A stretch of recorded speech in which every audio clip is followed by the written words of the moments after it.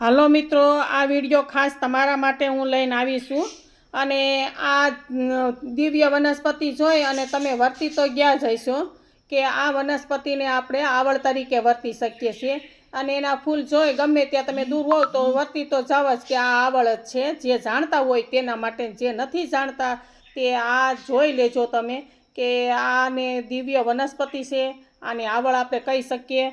અને ઘણા ડાયાબિટીસથી પીડાતા હોય કે મોઢાની લગતી કોઈ પણ બીમારી હોય કે ચામડીના લગતી બીમારી હોય કે પેશાબની બીમારી હોય તો આ ખૂબ જ રામબાણ ઔષધિ માનવામાં આવે છે।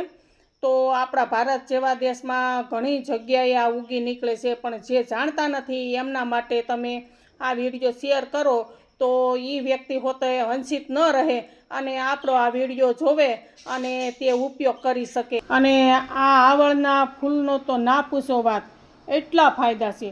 જો આ ફૂલ તમે સૂકવી દો એક દિવસ અને પછી ગરમ પાણીમાં 1 ચમચી દરરોજને માટે તમે સેવન કરો તો ઘણા ફાયદા થાય છે। અને જ્યારે કોઈ પેશાબની લગતી કોઈ બીમારી હોય કે પેશાબમાં બળતરા થતી હોય કે પેશાબમાં રસી થતી હોય કે પથરી હોય, કાંઈ પણ હોય તો આ ફૂલનો તમે ઉકાળો કરી અને જો પીવામાં આવે તો આપને ઘણા રોગ જે કાંઈ હોય એમાં ફાયદો થાય છે। અને ડાયાબિટીસવાળા માટે તો ખાસ એમને રામબાણ છે આવડી આ ઔષધિ આખી। અને ફૂલનો તમે ઉકાળો પીવાથી સવારે દરરોજને માટે પીવાથી તો એમને ડાયાબિટીસ કંટ્રોલમાં આવી જાય છે। અને હવે એમના પાનની વાત આપણે કરીએ તો પાન પણ બહુ જ ઉપયોગી છે। જો કોઈ આપણું અંગ જકડાઈ ગયું હોય કે સોજો મળતો ન હોય કે અસહ્ય દુખાવો થતો હોય તો આવળના પાન અને હળદર અને કુંવારપાઠું આ ત્રણેયનો લેપ કરી અને જ્યાં સોજો આવ્યો હોય તે જગ્યાએ તમે બાંધો તો ઘણો ફાયદો થાય છે અને ગુણકારી છે। અને ફાયદો બીજો કે તમે પાન લઈ અને પાનને ઝીણા વાટી નાખવાના, પછી એમાં ઝાઝું પાણી નાખી દો, પછી એમના કોગળા તમારે કરવાના। જો કોગળા કરશો તો મોઢામાં ગમે એવા સાંધા પડ્યા હશે ને તો સાંધામાં તમને રાહત થાય।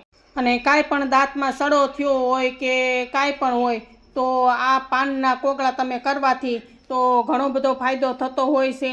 અને જો એમની ડાળખીની વાત આપણે કરીએ તો એની ડાળ એક કાપી અને દરરોજ જો તમે દાંતણ કરો નિયમિત તો દાંતમાં ગમે એવો સડો થયો હોય કે કાંઈ પણ રોગ હોય તો તમને દાંતને લગતી કાંઈ બીમારી હોય તો તમને તરત જ મટી જાય છે।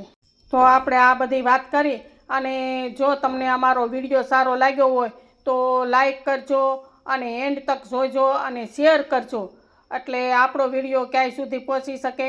અને જો તમે આ ડાયાબિટીસ કે કોઈ પણ દર્દી હોય તો તમે તમારા ડૉક્ટરની સલાહ લઈ અને ત્યાર પછી જ આ ઉપયોગ કરજો, એટલે કે તમને કોઈ આડઅસર ન થાય।